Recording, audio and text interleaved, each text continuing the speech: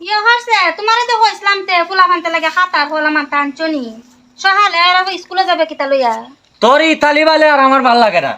তোর এই খাতা কলম আর ভাল লাগে না। তুই খাতা কলম দা কিতা করতে ফুলাফান দিয়ে কিতা করতে খাতা কলম দা শিক্ষিত বানাই কিতা করবে? দেশের পরিস্থিতি তুই জানস। তুই দেন শিক্ষিত বানাই যে তোর ফুলাফান দেশের পরিস্থিতির সম্বন্ধে তোর কি আইডিয়া আছে? তা কষ্ট বাড়িত টের ফাস না কুস্তা একটা গরম আর কুস্তা ভাল লাগে না। বাজার হাটেরও যে পরিস্থিতি ভাল লাগে না কুস্তা। এই সালমা, কি দিছে কিনা কাটা হো এই আমদাওসান আইছো না তো বাজার থেকে হয়।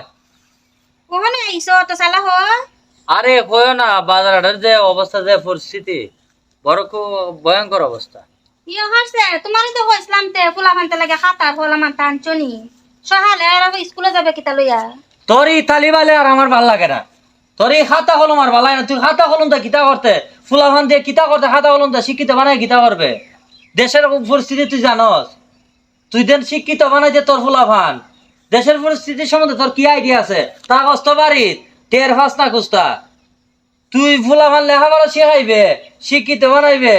ওই আমার মধ্যে আমার বাপ দাদা 14 সিঁড়ির মধ্যে মুক্তিযোদ্ধা আছে গো।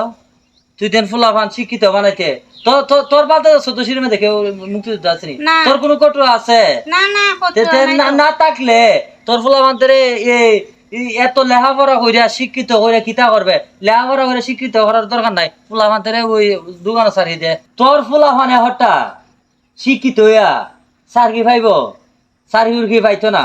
এই যে দেশের মধ্যে হাজার হাজার যুবক যারা মুক্তিযোদ্ধা যারা কটু আছে তারাও ওই সার্কি পাইতেছে। হাজার হাজার যুবক শরীরে রক্ত দিতেছে আন্দোলন করতেছে। ওই কি তুইছে এরা কোনো সার্কি পাইতেছে?